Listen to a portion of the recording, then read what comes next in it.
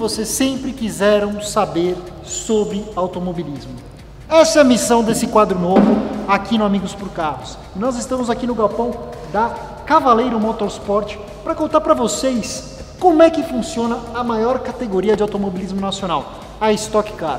E hoje nós estamos aqui graças aos nossos amigos da Supervisão Oficial, que são patrocinadores do carro do piloto Lapena. Para você ter acesso a esse tipo de informação, antes de comprar qualquer automóvel, não esqueça de recorrer aos nossos amigos da Supervisão Oficial. Eles têm um novo nível em vistorias da antiga cautelar. Se antigamente era uma análise detalhada da capivara documental e estrutural do veículo, agora inclusive com o Certicar, o carro tem uma análise de funilaria e pintura. É a única maneira que vocês têm de ter clareza, transparência e tranquilidade quanto às informações do carro que vocês estão comprando. Então a regra que a gente sempre fala aqui no Amigos por Carros: faça o pré-compra, que é uma análise mecânica, uma inspeção prévia daquele veículo que vocês estão comprando. Aprovou no pré-compra? Não deixe de fazer o Certicar.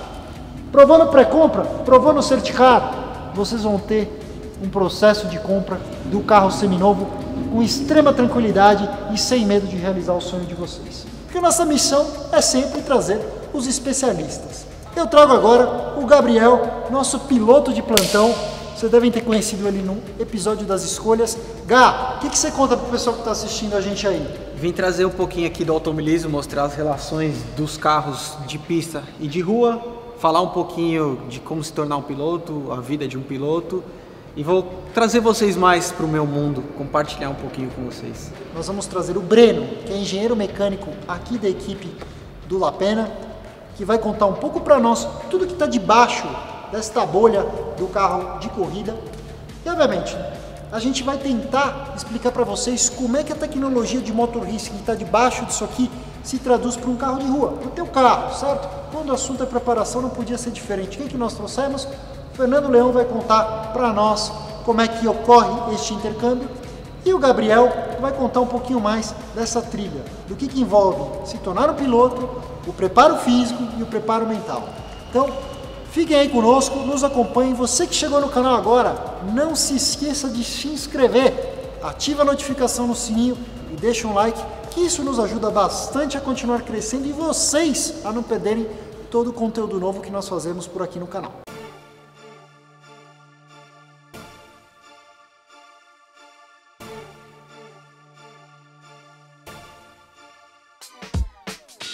Fala pessoal, tudo bem? Meu nome é Breno Borges, eu tenho 23 anos, a gente está aqui na Cavaleiro Sports, na sede aqui em Guarulhos, atual equipe da Stock Car. Bom, eu comecei sendo piloto, né? Eu comecei a andar de kart com uns 10 anos, eu sou do interior de São Paulo. Eu vim morar em São Paulo mesmo quando eu comecei a estudar. O automobilismo no Brasil hoje é um pouco complicado, questões financeiras, então eu tive que fazer algumas opções para mim e eu optei por vir estudar aqui em São Paulo. Então eu faço engenharia mecânica desde 2014 aqui em São Paulo, estou para me formar agora no final do ano que vem. E eu vim trabalhar aqui na Cavaleiro no meio de 2017 como engenheiro mesmo, faço engenharia mecânica. A Stock Car hoje, eu acho que é a principal categoria aqui no Brasil, não tem nem muito como a gente comparar com outra categoria. É o top de linha, né? Onde todos os pilotos querem chegar, é a categoria que mais tem televisão, tempo de televisão e todo esse tipo de imagem. E os carros são esses daqui, a gente vai estar um pouquinho mais perto depois para mostrar, mas a categoria tem 40 anos de categoria, passou por multimarcas, hoje é uma marca só.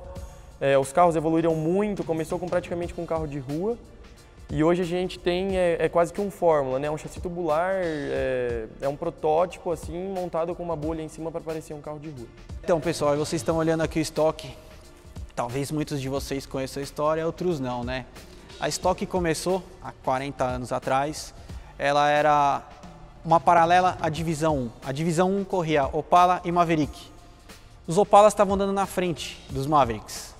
Aí a GM, muito esperta na época, pegou e criou uma categoria só de Opala, mas ela não poderia falar categoria Opala. Ela acabou criando Stock Car, que ela aproveitou a NASCAR, que estava em alta lá, os motores grandes e que na época eram 6 cilindros em linha, e ela transformou na Stock Car. Aí a GM apoiou a Stock Car do final dos anos 70 ao final dos anos 80. Eles acabaram, a Caio, junto com a organização, acabou criando as carrocerias que depois vocês vão ver aqueles estoques que pareciam os NASCARs da época.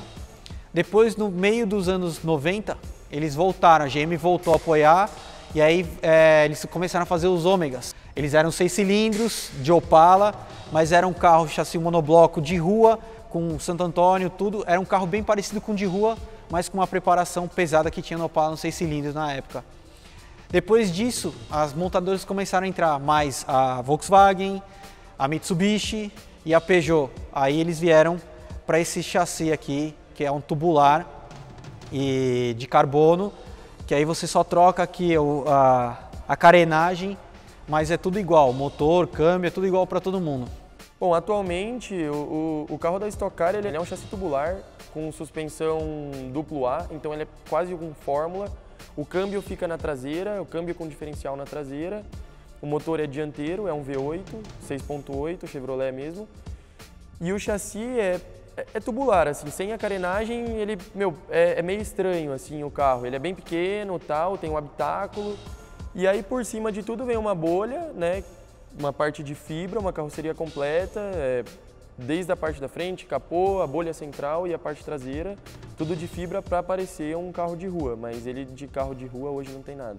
Ele tem um motor GM 6.8, um V8 que fica na frente do carro, dele sai um cardan que vai lá para trás com um câmbio é importado, é um X-Track, que é câmbio diferencial junto, e aí você mexe e leva para a roda. Então hoje o carro é só tração traseira, o motor é aspirado, ele gera em torno de, quando está com 100% da borboleta liberado, ele gera em torno de 550 cavalos.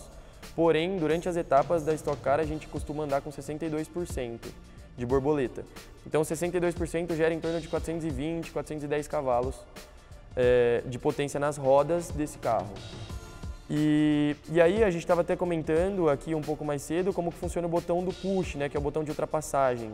A maioria do pessoal hoje acredita ainda que é com nitro, com alguma injeção de algum combustível, ou se o carro é sobrealimentado que aumenta a pressão da turbina, alguma coisa, mas não é. E aí quando o piloto aperta esse botão do push, ele abre a borboleta para 100%. Isso muda também de pista para pista, às vezes não abre para 100%, abre para 80%, depende da pista, se é uma pista mais perigosa, se é uma pista mais rápida. E aí também tem o tempo de recarga, né, que a gente chama, que por exemplo o piloto não pode ativar esse botão em todas as voltas. Tem um tempo de delay e tem o tempo de duração do push, tudo sempre levando em conta a segurança, mas de todos os carros da categoria são todos iguais. Todos os carros da Stock Car hoje, eles têm o powertrain controlado, na verdade não todo o powertrain, né, mas a parte de câmbio, ECU e algumas partes do câmbio é controlado pela Giafone Racing, né? É a equipe, é a empresa que produz todos os carros. Eles que fabricam tudo, vendem para as equipes e a gente monta e aí tem o ajuste de cada equipe que é individual. Mas a parte principalmente de motor e ECU, eles que controlam. A gente não tem dados oficiais, por exemplo, de 0 a 100, porque o carro não é um carro, por exemplo, de arrancada e tal, mas a gente tem algumas ideias, né, em torno de 3,5 segundos por dados. Agora, em relação a velocidades, tudo vai depender do autódromo. Como é um carro de corrida mesmo, não é um carro de arrancada, de top speed, ele vai atingir a velocidade praticamente que o circuito liberar, porque a gente não mexe em potência durante a temporada e não mexe em relação de câmbio nem nada. Então, o que o circuito liberar vai ser o que a gente vai andar. Um exemplo para vocês terem só por exemplo, aqui em Interlagos, com push, o carro chega a dar 240 km por hora no final da reta de média, é mais ou menos isso. Mas o que é muito legal, né, da Stock Car hoje é o tanto que freia, o tanto que faz curva, isso que é impressionante, que é bem diferente. Então, toda a parte aerodinâmica é extremamente importante. Hoje, o que a gente tem é altura, na parte aerodinâmica, assim, que a gente trabalha bastante a altura do carro, que é um carro bem baixo, ele fica em torno de 60 milímetros do chão, em altura normal quando está andando. E aí tem a altura de splitter, né, que é esse aerofólio dianteiro aqui, a altura e ângulo do splitter, a altura do carro completa, o rake, que é a diferença de altura da dianteira para a traseira, e tem a asa traseira junto com o extrator lá de trás, né? Então isso tem a altura que a gente pode regular, né, que seria o ângulo, o gurney, que é uma pecinha, como se fosse uma cantoneira, Então, toda essa parte de equilíbrio do carro, ele vem sendo trabalhado durante o final de semana de corrida, junto com toda a parte de suspensão, com o piloto, com engenheiros, com aquisição de dados. A gente usa hoje pastilhas e discos são nacionais, de fabricantes que patrocinam inclusive a categoria, né, que são a Fremax e a Fras-le. Então, a gente tem praticamente 2 jogos de pastilha para cada etapa e também um jogo de disco para cada 2 etapas. Isso a gente troca constantemente. Em questão a fluido e pinças, isso é tudo importado. As pinças são da AP Racing com 6 pistões na dianteira, os discos são enormes. E o fluido também é importado e a gente tem, às vezes, costuma não ter problema, mas às vezes se pega uma temperatura muito quente em um autódromo, Goiânia, por exemplo, que costuma fazer muito calor, no meio para o final da segunda corrida, algumas equipes acabam tendo problemas de freio. Por mais que a gente tenha muitas mangueiras, dutos de ar jogando direto para a roda, o carro é um carro de corrida, mas acaba que o carro a 220 por hora, por exemplo, 1.325 quilos, com o piloto, potência, acelerando, freando direto, acaba que às vezes chega uma hora que vai dar fadiga, vai dar um fading, vai dar alguma coisa que às vezes é possível de gerar um problema. Mas não é comum, né? É um carro bem dimensionado. A gente tem uma divisão, acho que, de carros esportivos e dos hipercarros, né? Praticamente, se a gente pegar os hipercarros, praticamente é o mesmo sistema de freio. São discos enormes, às vezes tem alguns carros que tem até material cerâmico ou compósito, mas nesse caso não. E são pinças enormes de 6 pistões, fluido importado, disco é flutuante. Então, assim, para os hipercarros eu acredito que não tenha muita diferença, né? Tirando a refrigeração, que às vezes num carro de rua a gente não consegue ter todos os dutos, tudo que a gente consegue montar nesse carro. Mas em relação a um carro esportivo comum aí, que a gente tem carro rodando na rua, aí é a potência, né, de tudo. Então, o disco é maior, a pastilha é maior, a potência de frenagem é maior e dura muito mais por conta da refrigeração. A refrigeração nesse carro é o que é o grande diferencial, eu acredito, né? A gente tem traqueias para cada roda de 3 polegadas, a gente consegue montar às vezes até 2 traqueias puxando o ar da frente do carro e nas rodas traseiras puxam de umas nacas laterais que tem na bolha. Então o ar entra na lateral assim e vai já direto para as rodas traseiras. E essas mangueiras a gente consegue direcionar, às vezes eu levo para o radiador de óleo de câmbio, radiador do motor. Isso tudo depende do que a gente monta, se está chovendo, se está frio, se está calor, a estratégia da equipe. E a gente já sabe que a maior deficiência que tem dos carros comuns, dos carros de rua, para andar num track day é a deficiência do sistema de frenagem, o sistema de freios, que esquenta muito fácil devido a não ter aí um sistema de ventilação preparado para isso, é preparado para o uso de estrada, o uso de rua. Então aqui a gente vê que a maior importância para manter a eficiência durante 100% de uma prova que corre aí 20, 30 voltas, sempre com a mesma eficiência, está aqui, ó, essa entrada aqui principal, esse duto principal aqui na frente do carro, não pensa que é para o radiador, é para poder ventilar aqui em dutos para o sistema do freio mesmo. Uma coisa que a gente já usava com os clientes, que era de colocar um dutinho para melhorar um pouquinho, eu acho que se conseguir arrumar espaço na frente do para-choque e cada vez colocar dutos maiores, né, ou mais de um duto, com certeza vai conseguir dar muito mais voltas aí num track day do que se imagina. Porque normalmente você tem que dar 1, 2 voltas, já resfriar o carro, resfriar o sistema de freio.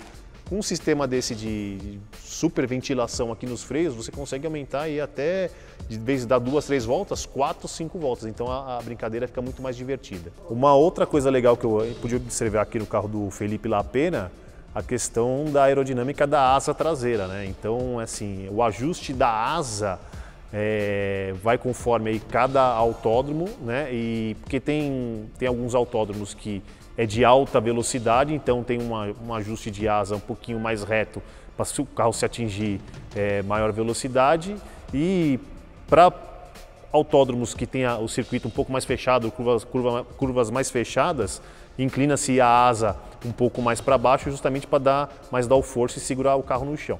Eu estou dizendo isso por quê? Porque a gente já teve aí a polêmica do evento da Driver, das GT2 RS andando na prova de top speed, que o carro acabou segurando um pouco em alta. E eu bati na tecla que se o carro tivesse sem a asa traseira, o carro com certeza andaria aí pelo menos uns 5 km por hora a mais de top speed, né? E pude comprovar aqui com o Breno, o engenheiro da Cavaleiro Sports, justamente isso, que a asa ela segura bem mesmo a velocidade do carro numa reta.